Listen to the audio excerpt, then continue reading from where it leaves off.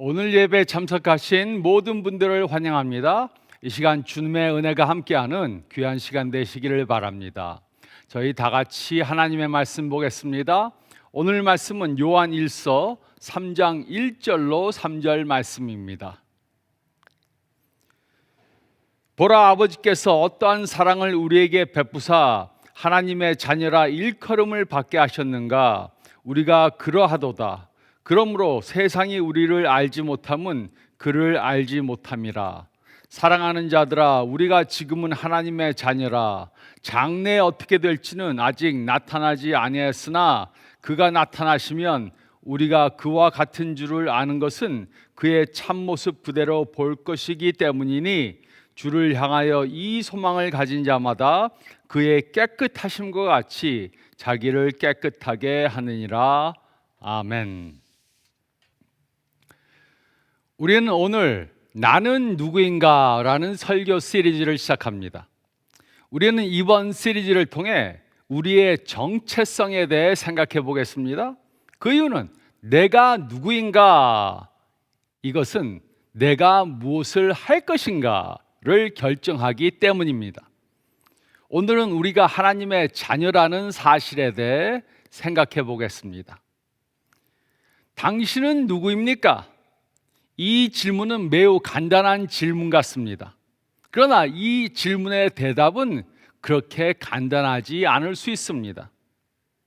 어떤 분이 저에게 당신은 누구입니까? 라고 물었습니다. 그러면 저는 강민호입니다. 아니면 스티브 강입니다. 이렇게 대답할 것입니다. 그러면 그 사람은 그것은 당신의 이름입니다. 당신은 누구입니까? 라고 다시 물을 것입니다. 그러면 저는 목사입니다 라고 대답할 것입니다. 그러면 그분은 그것은 당신의 직업입니다. 당신은 누구입니까? 라고 물을 것입니다. 저는 다시 한국 교포입니다 라고 대답할 것입니다. 그러면 그분은 그것은 당신의 인종을 말하는 것입니다. 당신은 누구입니까? 라고 물을 것입니다. 그러면 저는 다시 저는 남자입니다 라고 대답할 것입니다. 그러면 그분은 그것은 당신의 성별입니다. 당신은 누구입니까? 라고 물을 것입니다. 당신은 누구입니까? 라는 질문을 받으면 우리는 우리가 무엇을 하는가, 아니면 우리가 무엇을 믿는가, 아니면 우리의 위치가 무엇인가에 대해서 말합니다. 그런데 우리가 누구인가라는 것이 우리가 무엇을 할 것인가에 의해서 결정됩니까? 아니면 우리가 무엇을 할 것인가가 우리가 누구인가에 의해서 결정됩니까? 저는 분명히 믿습니다. 우리가 무엇을 할 것인가는 우리가 누구인가에 의해서 결정이 됩니다. 그래서 영적 성장은 우리가 누구인가를 깨달을 때 일어나는 것입니다. 영적 성장은 특히 우리가 하나님의 자녀라는 것을 깨달을 때 일어납니다. 즉, 삶의 의미는 우리가 무엇을 얼마나 가지고 있는가, 아니면 우리가 무엇을 이뤘는가에 의해서 결정되지 않습니다.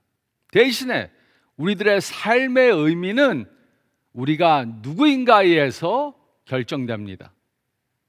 그래서 우리들이 하나님의 자녀라는 것을 깨닫는 것은 매우 중요합니다.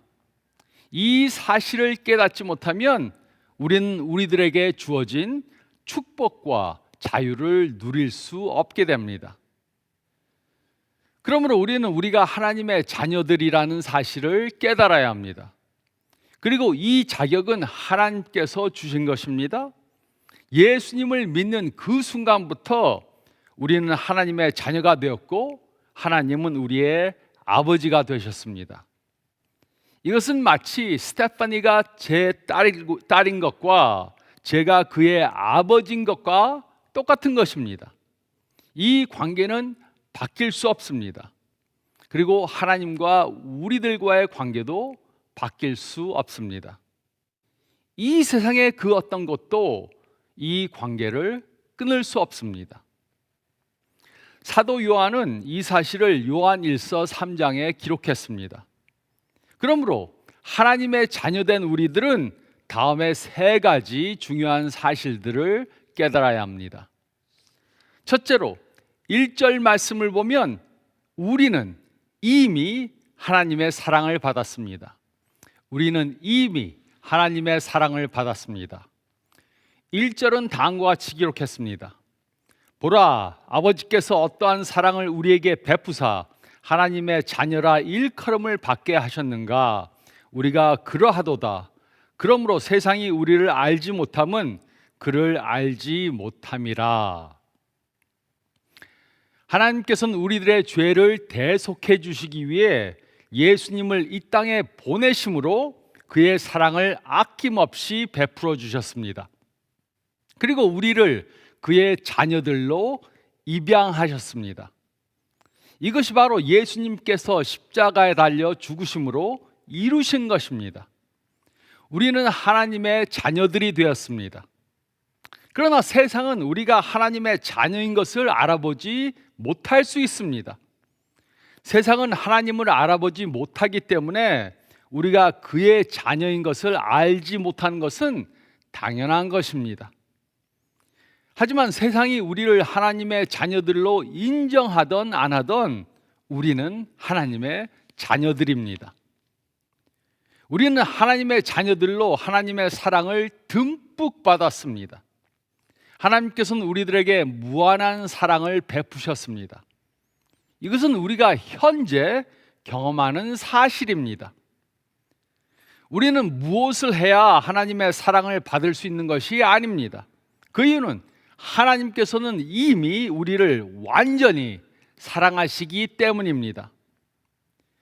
우리의 어떤 행동이 하나님께서 우리를 더 사랑하시거나 아니면 덜 사랑하시게 만들 수 없습니다. 하나님은 우리를 100% 사랑해 주시고 이 100%는 절대 바뀔 수 없습니다. 하나님은 우리를 80%만 사랑하실 수 없습니다.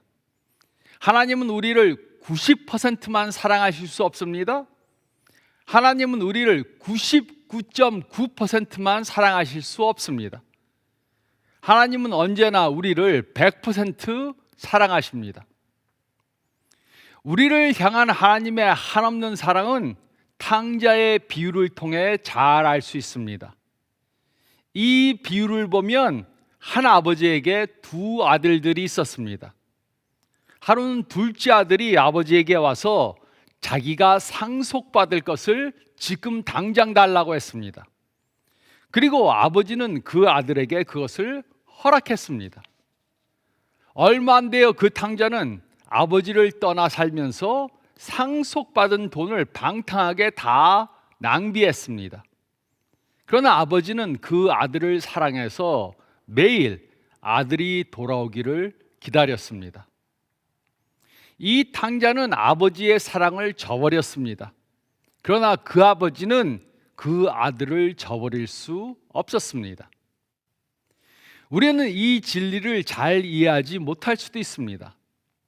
이 아버지는 왜 자기를 버린 아들을 사랑하는지 이해하지 못할 수 있습니다.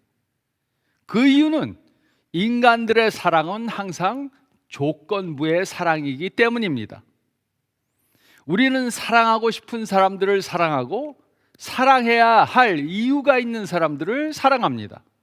그래서 누구를 사랑하는가를 보면 우리가 어떤 사람인지 알 수 있습니다.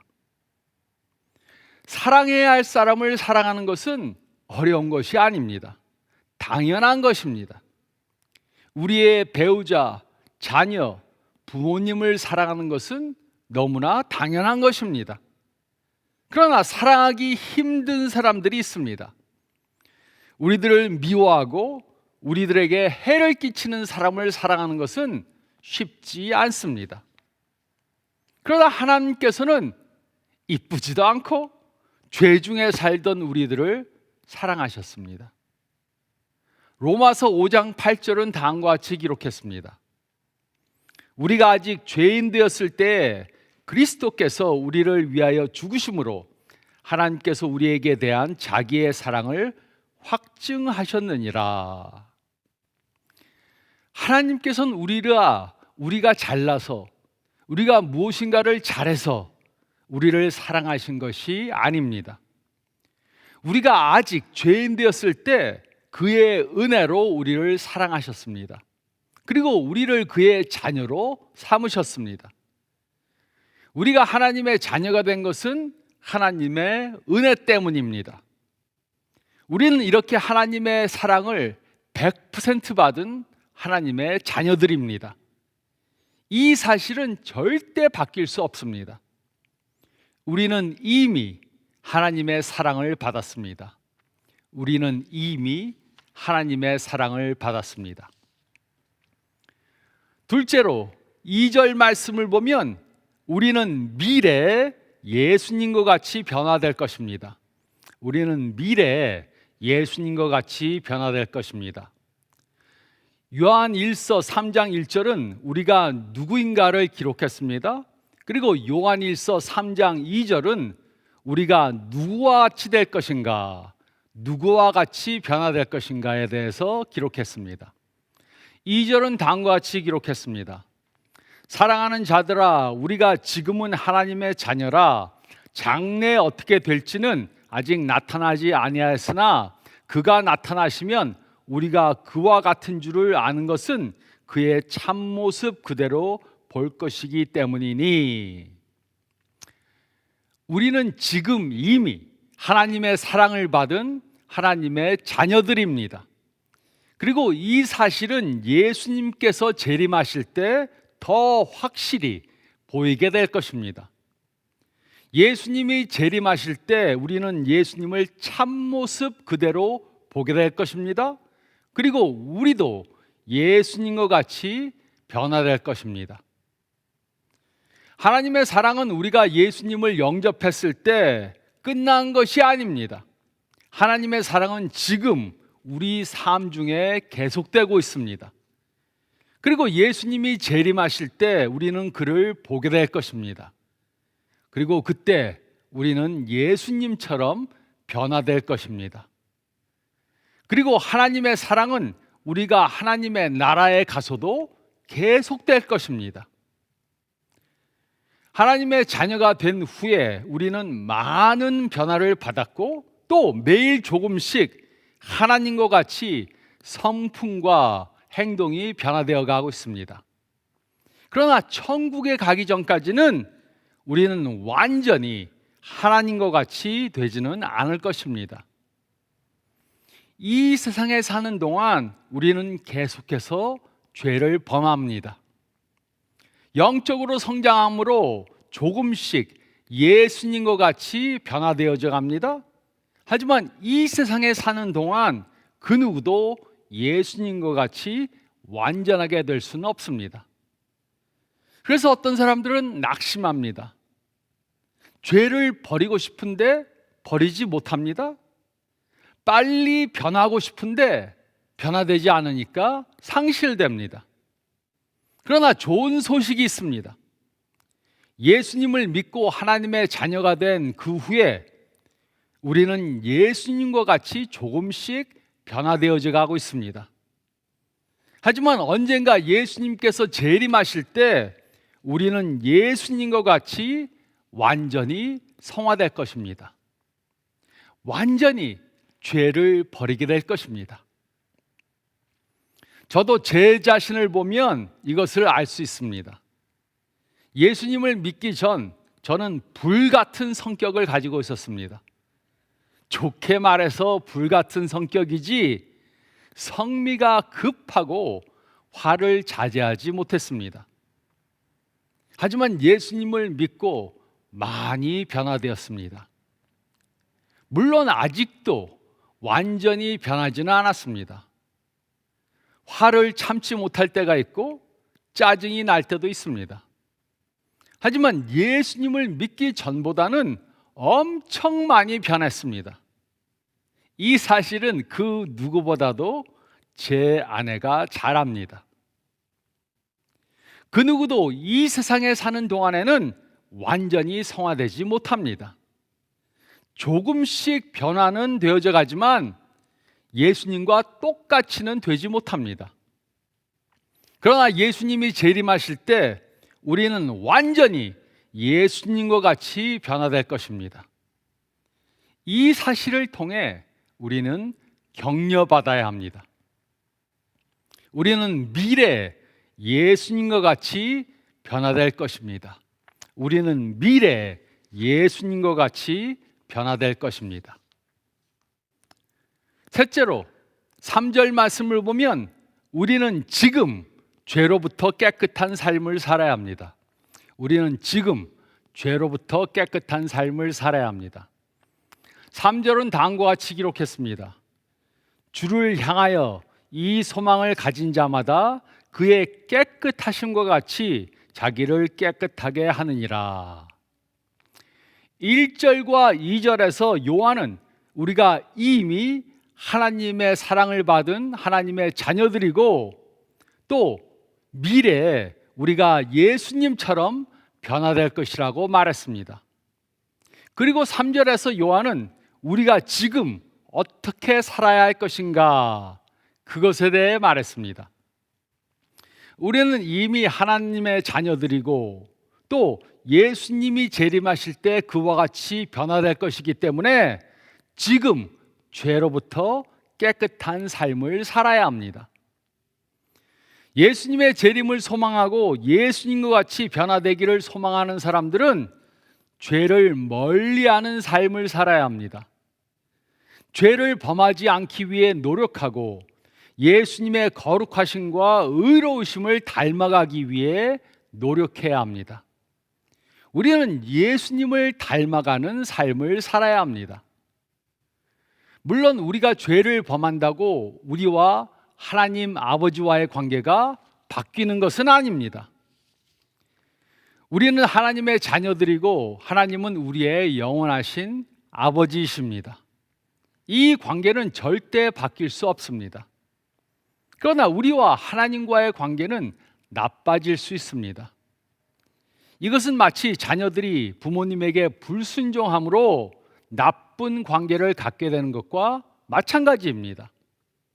이처럼 우리도 하나님과 나쁜 관계를 갖게 될 수 있습니다. 우리는 여전히 하나님의 자녀들입니다. 그러나 우리는 하나님께 불순종하는 자녀들이 될 수 있습니다. 이럴 때 우리는 하나님 아버지에게 많은 아픔을 주는 자녀들이 될 수 있습니다. 여러 명의 청소년들이 파티에 가서 즐거운 시간을 보내고 있었습니다. 그런데 그중 하나가 다른 친구들에게 술을 마시러 술집에 가자고 그렇게 제안했습니다. 그러나 그 중에 한 여학생이 자신은 집에 가겠다고 말했습니다.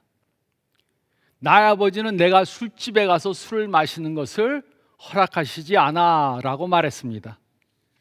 그때 한 친구가 말했습니다. 아버지가 너를 때려서 아프게 할까 봐 두려우냐? 그때 그 여학생이 이렇게 말했습니다. 아니, 나는 아버지가 나를 아프게 할까 봐 겁이 나는 것이 아니라 내가 아버지의 마음을 아프게 할까 봐 겁이 난다. 이 여학생은 하나님의 자녀들이 알아야 할 것을 깨달았습니다. 하나님의 사랑을 경험하면 우리는 하나님의 마음을 아프게 하는 것을 원하지 않을 것입니다. 죄 가운데 살면 우리는 왜 하나님의 마음을 아프게 합니까? 우리가 불순종하면 하나님이 무엇인가를 잃게 됩니까? 물론 그것은 아닙니다. 이것을 한번 상상해 보시기 바랍니다. 어떤 사람이 높은 빌딩 옥상에 올라가서 중력이 없다는 것을 증명하기 위해 빌딩 위에서 뛰어내렸습니다. 그가 빌딩 위에서 뛰어내렸다고 중력의 법칙이 무너지지 않습니다. 빌딩도 무너지지 않습니다. 무너지는 것은 그 사람밖에 없습니다. 이처럼 우리가 하나님의 법도를 어긴다고 하나님의 법도가 무너지는 것이 아닙니다. 하나님의 법을 어기면 다치는 것은 우리 자신들 뿐입니다. 그리고 하나님께서는 우리가 우리 자신을 다치게 하는 것을 보시면서 마음 아파하실 것입니다. 우리는 하나님의 사랑을 받은 그의 자녀들로 하나님의 마음을 아프게 하면 안 됩니다. 이것이 우리가 죄를 멀리해야 하는 이유입니다. 우리가 다칠 것이기 때문에, 또 하나님의 마음을 아프게 할 것이기 때문에 우리는 죄로부터 깨끗한 삶을 살아야 합니다. 우리는 죄로부터 깨끗한 삶을 살아야 합니다. 그리스도인이 되면 하나님께 무엇을 받게 됩니까? 우리들은 받은 것들이 너무나도 많습니다. 용서를 받았고, 영생을 받았고, 성령을 받았습니다.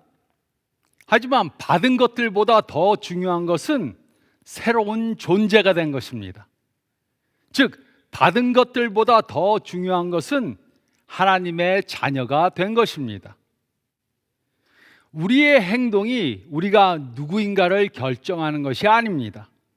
그 대신 우리가 누구인가, 이것이 우리가 어떤 행동을 할 것인가를 결정해 줍니다. 그러므로 우리가 하나님의 자녀라는 것을 깨닫는 것은 매우 중요합니다. 하나님의 자녀라는 사실을 깨달을 때 우리는 하나님의 자녀들로 살 수 있게 됩니다. 그러므로 우리는 하나님의 자녀인 것을 깨달아야 합니다. 우리는 이미 하나님의 사랑을 받은 그의 자녀들입니다. 우리는 미래 예수님의 재림 때 예수님처럼 변화받게 될 것입니다.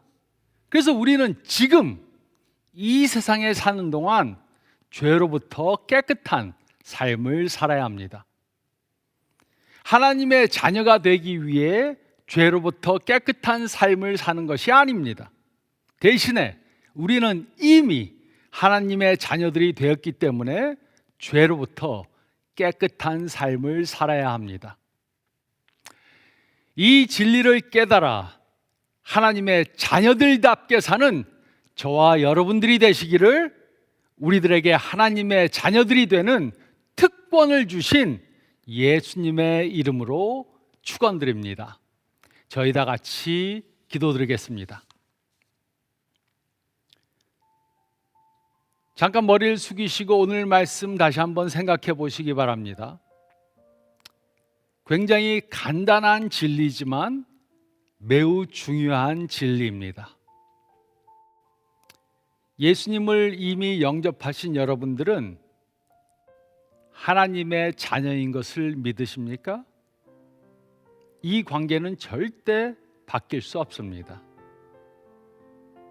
하나님의 자녀들이 되기 위해 거룩한 삶을 사는 것이 아니라 하나님의 자녀들이 되었기 때문에 아버지를 닮아가는 삶을 살아야 합니다.